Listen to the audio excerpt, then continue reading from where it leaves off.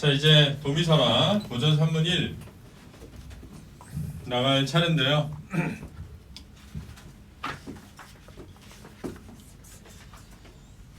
오늘 이제 모의고사를 봤어요. 3월. 근데 이제 1컷 그 원점수 뜨는 거 보니까 그 하작인 지금 91, 언매는 89 이렇게 뜨는 것 같더라고요. 2점 정도 차이 나니까. 그러면은 그 말은 언매를 선택한 애들한테 가산점이 부여되어서 89점 맞은 애들이 그 화작 선택한 애들 91점과 같아졌다는 거죠. 2점이 가산되었다. 이렇게 예상되거든. 2점이면은 엄청 차이 나는 것 같아요. 엄청.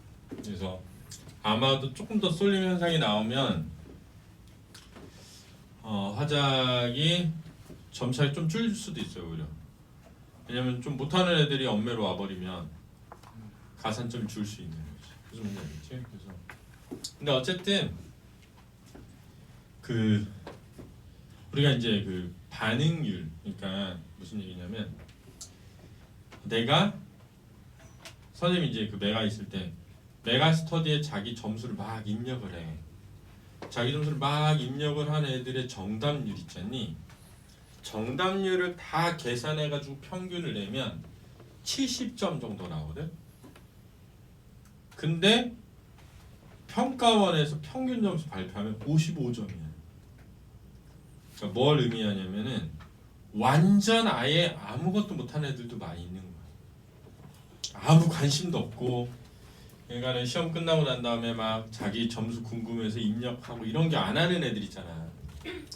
그러니까 평균이 50점대 막 이렇게 나온다는 건 뭘 의미하냐면 완전 국어를 못하는 애들이 있다는 거고, 그런 애들은 절대 언매를 안 할 거야. 아무리가 어떤 상황이어도. 그런 애들이 화작에 있는 한 점차가 날 수밖에 없게 되는 거죠. 그 원리를 좀 이해하면 언매를 하는 게 유리한데, 지금 그래서 애들한테 말은 많이 했는데 그래도 언매를 두려워하는 애들이 있어. 학습 부담이 많아가지고. 그래서 우리 그때 언매 특강할 때 보면은 고2 애들은 거의 다 언매한 것 같아. 고3 지금 니네 중에서는 일부는 안 한 거 같고. 근데 이제 알겠죠. 자, 도미서라 한번 가보도록 하겠습니다.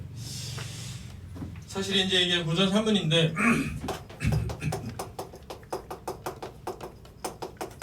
이게 고전 소설이 나오지 설화는 잘 안 나오거든. 설화는. 근데 이제 설화는 알다시피 고전 소설은 조선 후기에 시작된 거여서, 전에 내가 고전 소설의 보편적 갈래 설명해 줬었거든. 그걸 잘 이해하면 되는데 설화는 조금 달라서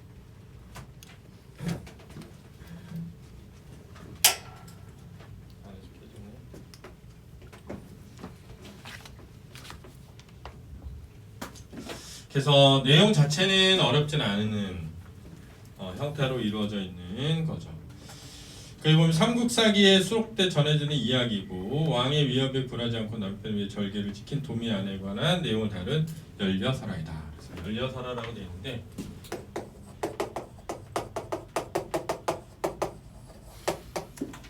우리가 기본적으로 열려라는 게 나오게 되면 열려라는 말의 의미는 사실은 남녀 간의 사랑을 다루는 거잖아. 스님이 고전 소설에서 남녀 간의 사랑을 다루는 걸 무슨 소설이었지? 애정 소설이라고 했었던 거 생각나지, 그지? 그 보편 구조에 보면 이 애정 소설에는 항상 그 혼사 장애나 결연 장애가 있다라고 했는데, 그 혼사장애, 결연장애의 원인이 여러 가지가 있잖아, 그지? 대표적으로 뭐 있었어? 가부장애 반대. 두 번째는 신분의 차이. 세 번째는 권력자의 횡포. 네 번째가 뭐였어? 전쟁이다. 이게 보편 구조이기 때문에 문항에서는 보편구조 이해가 진짜 중요하다. 보편구조 이해가 안 되면은 수능 점수 잘 나올 수 없는 거지. 그렇지? 그래서 니네 안 믿겠지만 선생님이 누차 얘기하지만 선생님이 지금 의대관에서 특강하는데 39명 듣거든. 정확히 39명. 서울대 다니는 애가 7명이야. 서울대 다니는 애가 듣고 있는 애들이. 근데 듣고 나면 애들이 막 온몸에 전율이 안 믿겨지지, 그지? 나도 안 믿겨져. 니네라고 믿겨지겠니? 근데 걔네들이 막 온갖 수능 공부를 다 하고 왔잖아. 다 하고 와가지고 걔네 이제 특히 대치동에 사는 애거든. 대치동에. 그러니까 유명하다는 강사컷. 얘네 지금도 대치동에 많이 들으러 가잖아. 지금 대치동에서 강의하는 애들이 다 잘 모르겠지만 니네 잘 모르겠지만 선생님 엄청 존경하던 애들인데 좀 잘 나가더라고. 엄청. 막 몇백 명씩 놓고 막 수업하면서 옛날에 막 나한테 와가지고 막 자료 달라 그러던 애들이 엄청 잘 나가더라고. 돈 많이 벌고. 선생님이 어제 어떤 이사님 한 분하고 그저께 만나가지고 술 한잔 하고 한강변에서 얘기하는데 그 이사님이 나한테 너는 왜 막 그런 스타 강사가 될 수 있는 기회가 왔을 때 안 했냐? 그때 왜 안 했냐? 이렇게 물어가지고 내가 그러게요. 근데 사실 그랬으면 니네 못 받겠죠. 그렇죠. 그래 이런 재미를 못 느꼈겠지. 그치? 엄청 재밌잖아. 나는 지금도 내가 농담처럼 하는 얘기인데 선생님 아들 중3 애들 32명 있거든. 우리 아들 대학 가는 시점에 우리 아들 만약 서울대 가면은 전부 데리고 놀러 가려고 그 레스토랑 알아놨어. 마당에 공연 딱 하고. 니네는 우리는 어디 가는지 알지? 기름역에 저기 치킨 매니아. 우리는 기름역 치킨 매니아에서 보는 거야. 그렇지? 무조건 대학 잘 가서 비리비리한 데 가지 말고. 그렇지? 좋은 데 가가지고. 그게 제일 중요한 거야. 그렇지? 나중에 우리 아들 과외 좀 해줘. 대학 갈 때. 자, 그걸 패턴을 좀 이해하고 좀 잘 볼 수 있도록 하자. 그래서 등장인물 도물 부부와 계로왕의 모습을 통해 지배층의 횡포와 당시 사회의 가치관 등을 확인할 수 있고, 특히 이 작품에서 계로왕은 왕임에도 불구하고 여인의 절기를 부정하고 훼손하려고 하며, 도미 안에는 기지를 가리 이런 왕의 횡포에서 벗어나 절기를 지키는데, 이러한 모습은 여인의 절기와 그러한 절기를 통해 유지되는 부부간의 신뢰가 왕의 명령보다 앞서는 것으로 강화하는 효과를 거두고 있다. 밑에 볼게요. 도민은 백제인이었다. 비록 벽촌에 보잘것없는 백성이지만 잘못 의리를 알며 그 안에는 아름답고 또 절개가 있어 당시 사람들의 칭찬을 받았다. 이런 거를 성격의 인물의 성격은 어떻게 하고 있다? 성격을 직접적으로 제시하고 있다라고 하는 거고, 이런 표현들이 보편적으로 수능에서 묻는 표현이니까 이해해둬야 돼. 어떤 경우에 인물의 성격을 직접 제시한다고 할 수 있지? 라는 생각을 알고 있어야 되는 거야. 그 다음에 이제 어쨌든 시작 첫 부분에서 우리는 무슨 정보를 파악해라? 인물 정보를 파악해야 되잖아. 근데 지금 보면 도미와 아내라고 하는 두 인물이 나오고 있죠. 도미와 아내. 근데 보통은 이런 선생님이 뭐라 하냐면, 보통의 애정 소설에서는 제자가인형 인물이 나온다 그랬거든. 여기서는 가인은 나온 거야. 가인. 한가인 아니고요. 여자 이쁘죠. 얘는 사실은 잘생기고 뭐 이런 건 없는데 벽촌 사람이고 농촌 시골 사람이고 계급이 낮아요. 계급이 지금 보니까 보잘것없는 백성 이렇게 돼 있잖아요. 근데 의리를 알고 있죠. 의리가 있는 긍정적 인물이죠. 당시 사람들의 칭찬을 받았다. 이게 만약에 풍자비판이면 알고 보니 그렇지 않았다. 이렇게 가겠죠. 그죠? 계로왕이 듣고 도미를 불러 말하기를, 무릇 부인의 덕은 정결이 제일이지만 만일 어둡고 사람이 없는 곳에서 좋은 말로 꿰면 마음을 움직이지 않을 사람이 드물 것이다 하니, 자 이게 이제 여기는 계로왕의 왜곡된 여성관 이렇게 써있네요. 왜곡된 여성관. 자기 눈에는 그렇게 보이나 보죠. 자기가 그런 사람이라. 그지? 대답하기를, 사람의 정은 헤아릴 수 없습니다. 그러나 신의 아내 같은 사람은 죽더라도 마음을 고치지 않을 것입니다. 이게 신뢰 태도죠. 신뢰 태도 하였다. 그래서 여기 이제 이 부분은 대화가 지금 이루어지고 있는데 문체적으로는 대화가.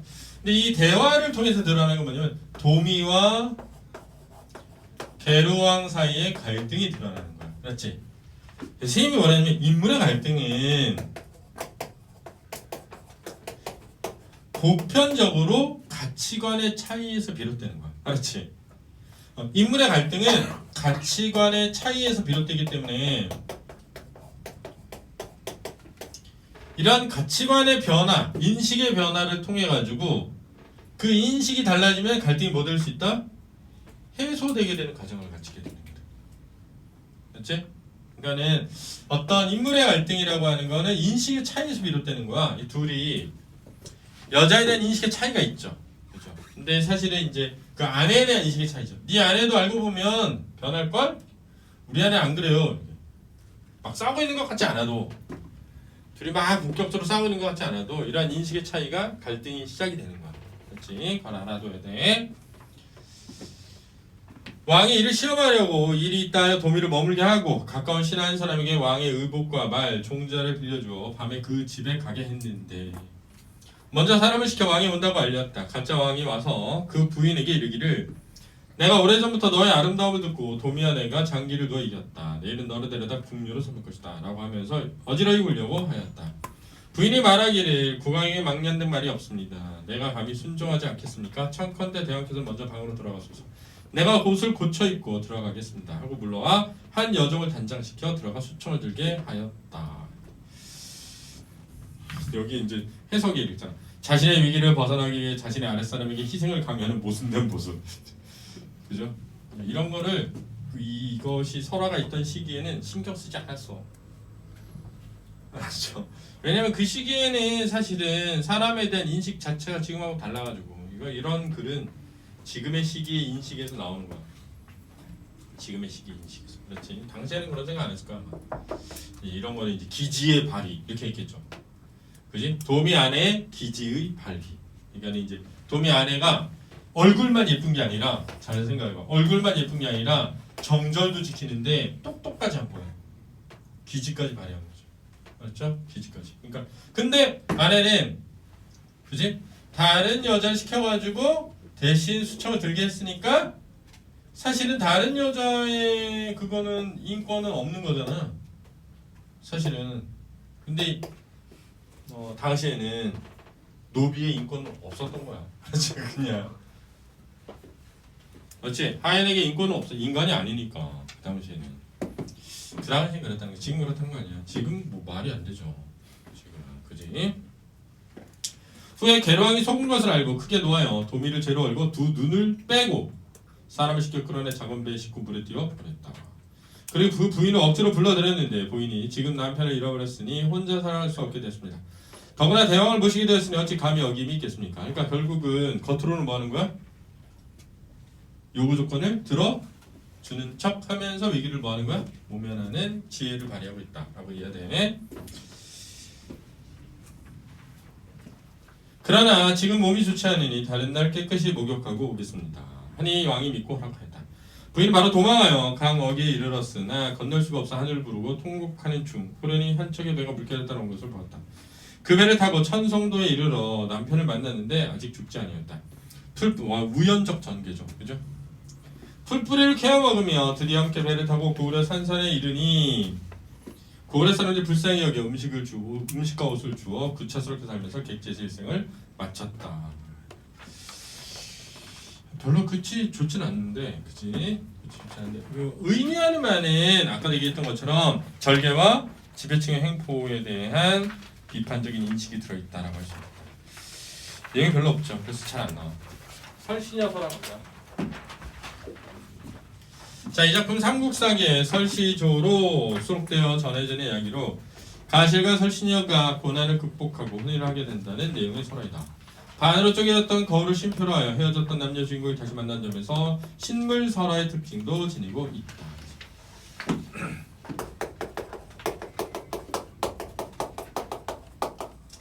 가만히 보면 얘도 무슨 소설의 기반이 되는 거야? 애정 소설의 기반이 되는 거지. 그렇지? 애정 소설의 기반. 자, 자, 설신녀는 윤리의 평민 여성이다. 그래서 인물이 이제 인물 정보 나오겠죠?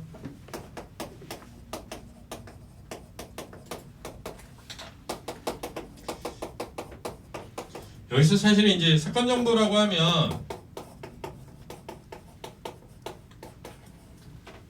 결국은 두 가지 사건이 있는 거야. 두 가지 사건이 동시에 하나는 이제 도미를 붙들어 두고 아내에게 가가지고 왕의 옷을 입은 자가 속여서 수청을 들게 하려는 거고 여자 겁탈하려고 한 거고, 하나는 도미의 눈을 빼고 강에 띄어보내고 여자를 억지로 해하려고 하는 거지. 근데 그 두 사건은 동일한 사건이고 사실은 그 두 사건을 통해 뭐가 드러나냐면 이 도미 안에 뭐 기지, 정절을 지키는 마음, 그리고 이 계루왕의 개 같은 성질, 이런 거죠. 나쁜 놈 이런 거. 그게 부각되는 거죠. 마지막에는 결국은 얘를 만나가지고 근데 막 행복하게 막 오래 살았다 이건 아니고, 그렇지?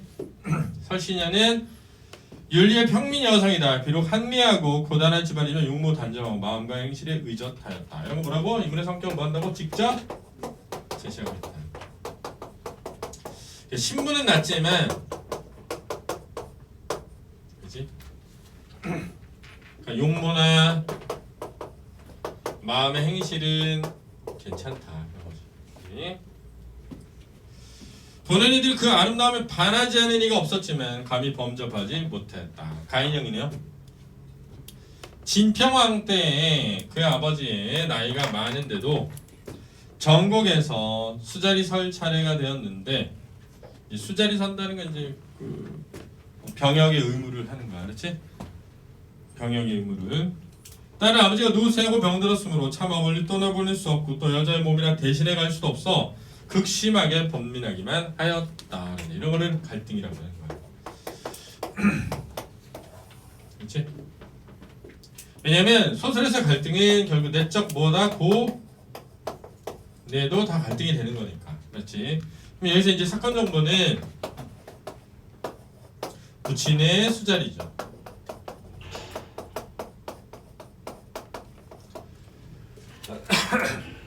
이러한 그 사건으로 인해 인물의 성격이 어떻게 되겠어? 부각되겠죠. 그죠? 늘 얘기하지만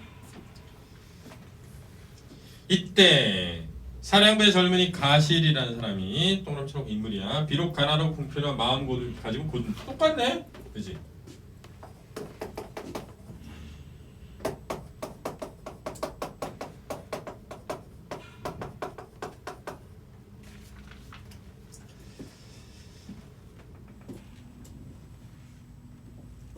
비록 가난하고 궁핍하나 마음이 고든 남자로서 직접 제시 일찍부터 마음속으로 설신의 아름다움을 좋아하면서도 감히 말하지 못하였다. 그러네요. 마음가짐이 고든 남자일까? 외모만 보고 좋아하는 거. 진짜 이런 거 저랑 비슷하네요. 죄송합니다, 여러분. 자, 근데 이게 처음에 외모만 보게 되지 않나? 그지? 그게 전부는 아니지. 전부. 그지? 나중에 가면은 알게 되죠. 진짜 중요한 건 그게 아니구나. 선생님이 어제 선생님 아들 클라리넷 하는데 학원에 갔어. 데리러 가가지고 기다리고 있었단 말이야. 전화를 안 받아. 계속 왜 안 받는 거야? 전화 딱 받았는데 너 전화 왜 안 받아? 그랬더니 아 차량 하나 못 받았어 이런 거야. 느낌이 약간 이상해. 딱 거기 주차장에 선생님 차가 없는 거야. 그 학원 선생님 차가 내가 알거든. 선생님 계셔? 그랬더니 진짜 계셔? 그랬더니 그래? 그럼 아빠가 지금 올라갈게. 그치? 왜? 갑자기 나 지금 촬영 안 하고 그냥 갈래 그런 거야. 원래 촬영을 하면 유튜브로 올리니까 내가 맨날 확인하거든. 근데 갑자기 온다는 거야. 오지마 오지 말라고. 내가 갈 거니까 그래가지고 음료수 사들고 갔어. 갔더니 선생님 계시더라고. 계시고 촬영하고 있더라고. 이제 딱 끝나고 이제 막 스님하고 얘기하고 내려오는데 우리 아들이 아빠 솔직히 말해봐 나 의심했지? 그런 거야. 자기 학원에 무슨 말인지 알겠지? 상황이 뭔지 알겠지? 학원에 없는 데 있는 척 한다고 생각하고 아빠 의심했지? 했다 그런 거야. 아니? 왜 솔직히 말해봐. 의심했잖아. 의심하지 않았다. 다만 확신하고 싶었을 뿐이다. 너에 대한 확신을 가지고 싶어서 간 거지 의심해서가 아니다. 아빠는 너에 대한 확신을 갖고 싶어서 간 거지 널 의심해서는 아니었다. 우리 애들이 그게 그거 아니야? 아니, 전혀 다른 거다. 전혀 다른 거다. 근데 나는 너가 있는 걸 보고 우리 아들이 전혀 그러지 않다는 확신을 느꼈기 때문에 너무 행복하다. 그래서 얘가 한참 막 나랑 얘기하다가 같은 말 같은데 말해서 그래가지고 얼마나 위기를 모면했는지 사실 의심했거든요. 근데 다행히 있더라고요. 그래가지고 선생님이 지하 주차장에 차를 댔대. 원래는 앞에다 대시는데 약간 그런 생각 들잖아. 중3 똑바로 안 할 것 같다는 생각. 왠지 농땡이 칠 것 같고 어딘가. 자, 의심이 병이죠. 자, 마음은 고든 남자지만 아름다움을 좋아하면서도 말하지 못했대요. 이 말하지 못하는 이유는 이제 자신의 처지, 가난 이런 것 때문일 수 있죠. 설신녀가 아버지가 늙어 종근하게 된 일을 근심한다는 말 듣고 가사 말하기를 내가 한낱 용렬한 남자지만 보잘것없지만 일찍부터 의지와 기계로서 자처하여 왔으니 불초한 몸으로. 원래 이제 불초하다는 게 뭐냐면 담지 못한 이런 식이거든. 원래는 불초하다는 게 뭐냐면 담지 못하다. 이렇게 담게 그린 걸 초상화라고 그러거든. 니네 불초소생 그러잖아. 그러니까 아버지를 담지 못했다. 이게 불초하다는 거야 원래. 그렇지? 아버지를 담지 못했다. 근데 보통은 이제 아버지를 되게 존경하고 훌륭한 사람으로 여기기 때문에 옛날 사람들은 불초소생이라는 말을 쓰는 거야. 아버님의 일을 대신하기를 원한다라고 하였다. 설신녀가 매우 기뻐하여 들어가 아버지에게 구하였다. 아버지가 이끌어 말하기를 그대가 이 노인을 대신하여 가려 한다니 기쁘고 송구스러운 마음 금할 수가 없다. 무엇을 갚을까 생각하는데 만일 그대가 나의 어린 딸을 어리석고 누추하다고 하여 버리지 않는다면 아내를 삼아 그들을 받들게 하고 싶다라고 하니 가실이 2번 절하고 감히 청할 수 없는 이걸 진정으로 바라는 바입니다 라고 하였대요. 정말 쉽네요. 이렇게 정말 그죠? 대신 군대 가고 그죠? 니네랑은 가겠니? 응? 대신? 난 멋있는 것 같아요. 약간 용기잖아요. 용기 그지? 뭔가를 거는 거. 이에 가실이 물러나 혼인을 기약하니 야 그러면 이제 가실이 그런데 설신녀는 뭐야? 설신녀는 아무 뭐 결정권이 없는 거야? 의사 결정권이? 옛날이니까 그런 거 있죠. 옛날이니까 니네 같았어 봐. 아빠 지금 무슨 얘기 하시는 거예요? 이렇게 될 거 아니야. 아빠가 가라고 이러면서 막 그렇겠죠. 왜 군대를 안 갈라 그래? 막 이러면서 이럴 때 가야 아빠도 더 건강해지는 거야 막 이러면서 그럴 거 아닙니까? 그죠? 이게 진짜 훌륭한 딸이네요. 자, 이상한 딸이기도 하고. 그래서 설신녀가 말하기 혼인은 인간의 윤리라 창졸간에 이루어질 수 없는 창졸간은 급박하게 쉽게 그렇지? 손쉽게 내가 마음으로 허락한 이상 죽어도 변하진 않겠으니 그대가 수자리 살러 갔다가 교자에 돌아온 날에 나를 받아 성례하여도 늦지 않겠습니다 하고 거울을 걸다 절반씩 나누어 각기 한 조각씩 가지며 말하기를 이것을 쉼표로 삼는 것이니 후일에 합해해 봅시다 라고 하였다. 가시는 말 한 필을 가지고 있었는데 설신녀에게 이르기를 이것은 천하의 좋은 말이니 후에 반드시 쓸 때가 있을 것이오. 지금 내가 나간 뒤 이 말을 기릴 사람이 없으니 간직해 두었다고 소용이 되게 하시오 하고 작별하여 떠났다. 그런데 마침 나라에는 사유가 있어 군사들을 교대시키지 않았기 때문에 가시는 6년이 되도록 돌아오지. 정말 이런 낭패가 정말 그죠? 얼마나 슬펐을까. 이제 가기만 하면 결혼인데 가지를 못하는 거잖아.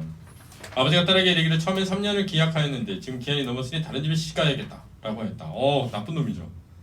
누구 때문에 갔는데 누구 때문에. 설신녀가 예전에 아버지를 편안케 하기 위해 가실과 굳게 약속하였고 가실도 그 약속을 믿었기 때문에 종류나 여러 해 동안 배고픔과 추위를 견디고 있습니다. 하물며 국경에 바싹 가 있어 손에 병기를 놓지 않고 범의 아가리에 가까이 있는 것처럼 언제나 물릴까 두려워하고 있는데 신을 저버리고 시건은 말을 먹는 거잖아. 그죠? 말을 뒤집는 걸 위해 하는 것이 어찌 인정이겠습니까? 아버지의 명령은 감히 끝까지 따르지 못하겠으니 다시 말씀하지 마십시오. 이런 대화를 통해 잘 봐. 지금 이 부친의 수자리 사건을 통해 가지고 인연이 그지? 혼인을 약속하게 되는 거고 두 번째 사건은 뭐냐면 이 수자리가 6년이 되도록 돌아오지 않음으로 인해서 그지? 이 혼약에 뭐가 닥치게 된 거야? 위기가 닥치게 된 거죠.